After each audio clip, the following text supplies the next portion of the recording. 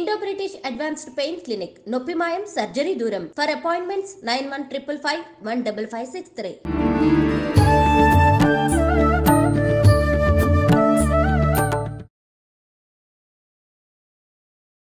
నమస్కారం, welcome to I dream. ధర్మ మార్గం విత్ విజిత కార్యక్రమానికి స్వాగతం.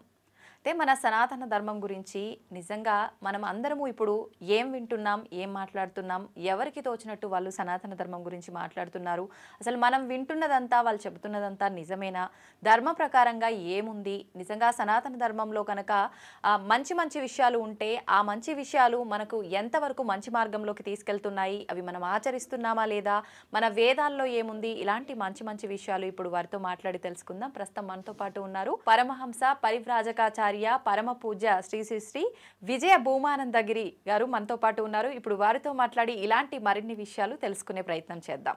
నమస్కారం అండి.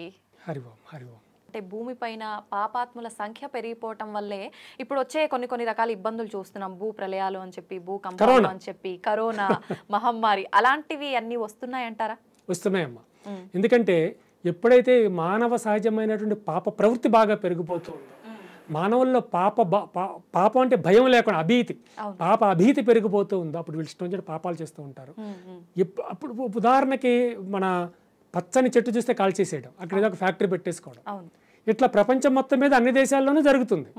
ఇట్లా తన స్వంత ప్రకృతిని తనే ధ్వంసం చేస్తున్నారు. అంటే ఒక చెట్టు మొదలుని గొడ్డలతో నడుగుతున్నాను అంటే తను గమనించడు, ఆ గొడ్డలి ఎక్కడైతే వేటు పడుతుందో అక్కడే తన ప్రాణవాయువు అన్న విషయం వాడు గమనించాడు.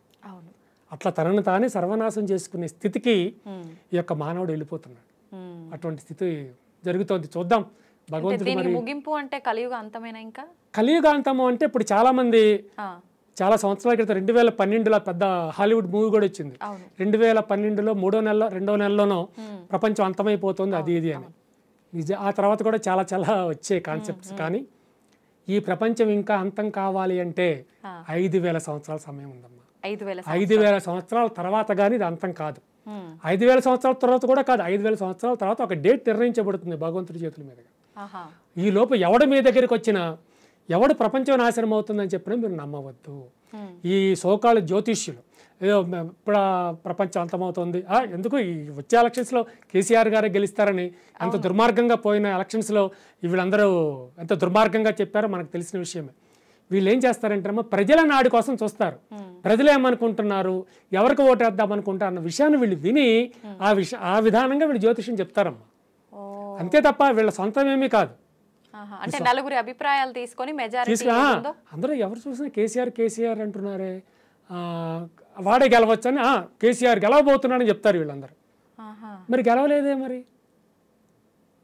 అదంతా ప్రజల నాడీ అమ్మ. ఇదంతా ప్రజల నాడిని పట్టుకుని చేసే ఈ టక్కుటమార విద్యలు ఈ జ్యోతిష్యం చెప్పేవాళ్ళు చాలామంది.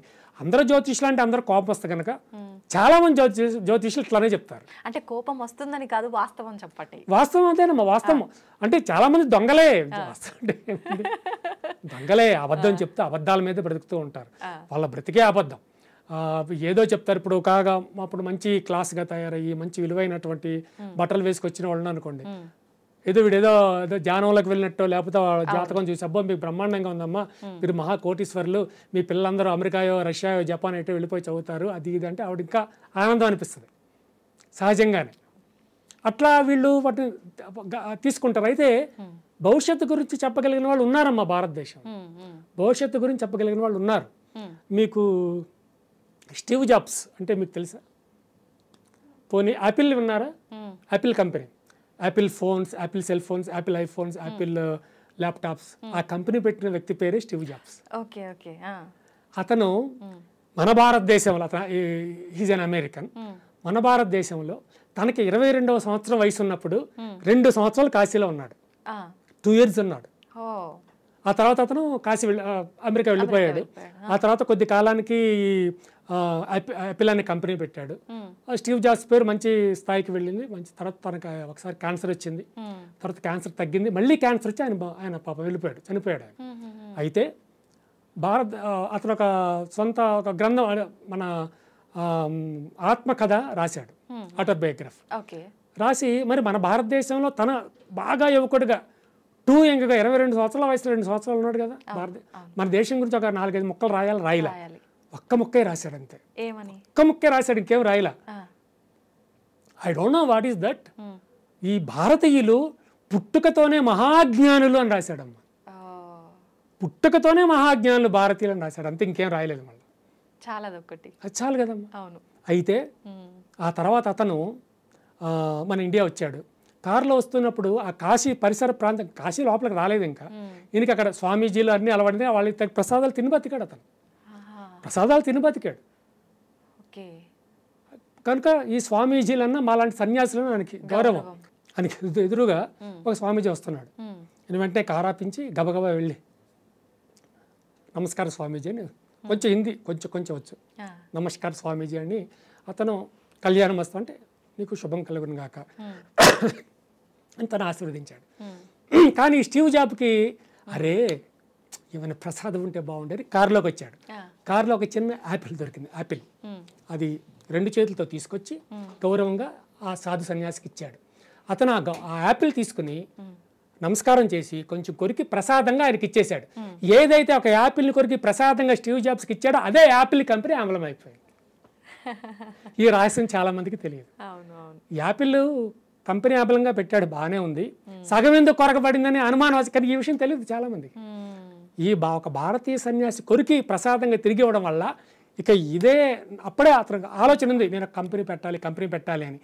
యాపిల్ అనే కంపెనీ పేరుంది కానీ ఎలా పెట్టాలన్నది లేదు ఆ ఆమ్లం ఎట్లా తయారు చేయాలి ఇప్పుడు మన భారతీయ సాధువు ఇచ్చినటువంటి ఆలోచన కొరికి కొరికినట్టుగా పెట్టవయ్యా ఈ రహస్యం చాలా మందికి తెలియదు అదమ్మా ఈ యొక్క భారతీయ వ్యవస్థ గురించి ఈ భారతీయ సనాతన ధర్మం గురించి తెలియక ఎవరో ఏదో ఆశ పెట్టారని పరాయ ధర్మానికి వెళ్ళిపోవడం ఎవరినో నిజమైన దేవుడని భావించారు అసలు సత్యవంతమైన దేవుడు ఇక్కడ ఉన్నాడు వదిలిపెట్టేసి ఇంకా ఎవరినో సత్యవంతమైన దేవుడని వెళ్ళిపోవడం ఈ యొక్క పవిత్రమైనటువంటి సనాతన ధర్మాన్ని వదిలిపెట్టుకోవడం అంతా అదొక వ్యవస్థగా అదొక దుర్మార్గంగా అలా జరిగిపోతుంది అయితే ఇప్పుడు వేదాలు అంటుంటాం శాస్త్రాలు అంటుంటాం పురాణాలు అంటుంటాం ఇవన్నీ సనాతన ధర్మంలోనే ఒక భాగాల లేదంటే వేదం వేరు సనాతన ధర్మం వేరు అసలు వేదం అంటే ఏంటండి సనాతన ధర్మం ఉద్భవించింది వేదంలో నుంచి అమ్మ వేదంలోంచే సనాతన ధర్మం ఈ వేదం అనేది భగవంతుడి కన్నా ముందే ఉద్భవించింది కనుకనే సనాతన ధర్మము వేదము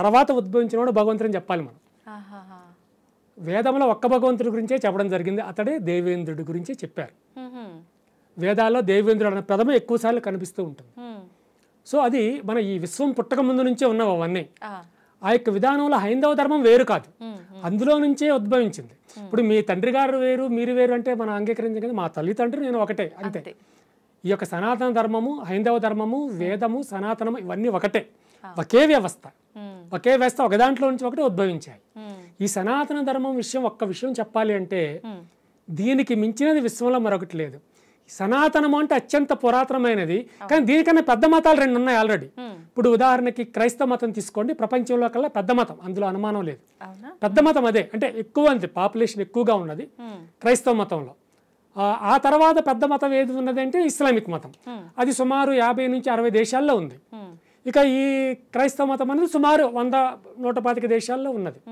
ఈ హైందవ ధర్మం ఎన్ని దేశాల్లో ఉంది ఇప్పుడైతే 3-4 దేశాల్లో కన్నా ఎక్కువ కనిపించడం లేదు కానీ ఇప్పుడు ఆఫ్రికా ఖండంలో చాలా ఉత్తమమైన స్థితిలో ఇప్పుడు ఈ హైందవ ధర్మం వెళ్తుంది ఆఫ్రికా ఖండంలో కానివ్వండి అమెరికాలో కానివ్వండి రష్యాలో కానివ్వండి ఇప్పుడు చాలా మంచి స్థితిలో ధర్మం వెళ్తుంది కొంతమంది యూట్యూబర్లు కానివ్వండి మేము హైందవ ధర్మానికి మేము చాలా గొప్ప చేస్తున్నామని కానివ్వండి కొంతమంది ఇష్టం వచ్చే తిట్టడం మొదలు పెడుతున్నారు యూట్యూబ్లో అంటే ఆ ధర్మం అట్లాగా ఈ ధర్మం ఇట్లాగా అని అలా తిట్టవలసిన పని లేదమ్మా పరాయ ధర్మాన్ని మనం తిట్టకూడదు తిట్టవలసిన అవసరం లేదు వాళ్ళ ధర్మంలో వాళ్ళు వెళ్తున్నారు నీది సనాతన ధర్మం అయినప్పుడు నీ సనాతన ధర్మం గురించి గొప్ప చెప్పుకో అంతే తప్ప ఎదుటి ఎందుకు తిట్టాలి ఇప్పుడు అమెరికాలో మన హైందవ ధర్మం గురించి మాట్లాడుతూ ఎదురు ధర్మాన్ని తిరిగి తిట్టేవాళ్ళు అక్కడ ఎవరు లేరు మరి హైందవ ధర్మం ఎందుకు పైకి వస్తుంది రష్యాలో కూడా హైందవ ధర్మం గురించి గొప్ప చెప్పేవాళ్ళు ఉన్నారు తప్ప ఎదురు ధర్మం గురించి క్రిస్టియానిటీ బాగా శక్తివంతమైంది రష్యాలో చాలా శక్తివంతమైంది క్రిస్టియన్ ధర్మం మరి క్రిస్టియన్ ధర్మాన్ని తిట్టేవాడు అక్కడ లేడు మరి ఎందుకు హైందవ ధర్మం పైకి వస్తుంది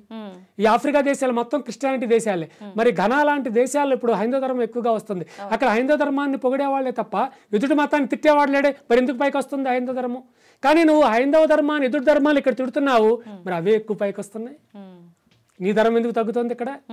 అంటే నీవు చేసేదంతా కేవలం పబ్లిసిటీ కోసం అన్నమాట. ఆ పబ్లిసిటీ కోసం అన్నది పక్కన పెట్టేస్తే నీవు నీ స్వధర్మం ఎంత గొప్పదో, నీ సనాతన ధర్మం ఎంత పవిత్రమైనదో నువ్వు ఎంతకాలం చెప్పుకుంటావో అంతకాలము నీ ధర్మం ఉద్ధరింపుగానే ఉంటుంది. నీ ధర్మం ఎప్పుడు పడిపోదు, అది శాశ్వతమైనది. ఎప్పటికైనా ఈ ప్రపంచానికి ఆవశ్యకమైనది హైందవ ధర్మమే, హైందవ సనాతన ధర్మమే. నిజంగా మన సనాతన ధర్మం చాలా గొప్పది, వేదాలు చాలా గొప్పవి. అంటే సనాతన ధర్మం కన్నా ముందు నుంచి ఉన్నాయే వేదాలు, వేదాల నుంచే సనాతన ధర్మం వచ్చింది.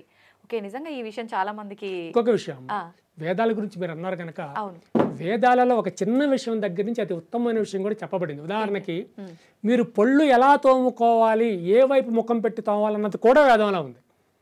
అలాగే ఆ గోవుకి పాలు ఎలా పిండాలి, గోవు ముఖాన్ని ఏ వైపు పెట్టి పాలు పిండాలన్న చిన్న విషయం గురించి కూడా వేదంలో ఉంది. అంటే మన నిత్య జీవితంలో ఏ రకంగా ఉండాలి, లేసిన దగ్గర నుంచి పడుకునే వరకు ప్రతి వేదం వల్ల తెలుస్తుంది. It's clear in Vedas. చాలా క్లియర్ గా ఉంది వేదం. గురువు నువ్వు ఎలా గౌరవించాలి, నీ తల్లిదండ్రులు ఎట్లా గౌరవించాలి, భగవంతుడికి ఎట్లా గౌరవం చేయాలి, అవన్నీ చాలా క్లియర్ గా ఉందమ్మా. మనం ఎవరి దగ్గర నుంచో నేర్చుకోవాల్సిన అవసరం లేదు, మన వేదంలోనే ఉంది.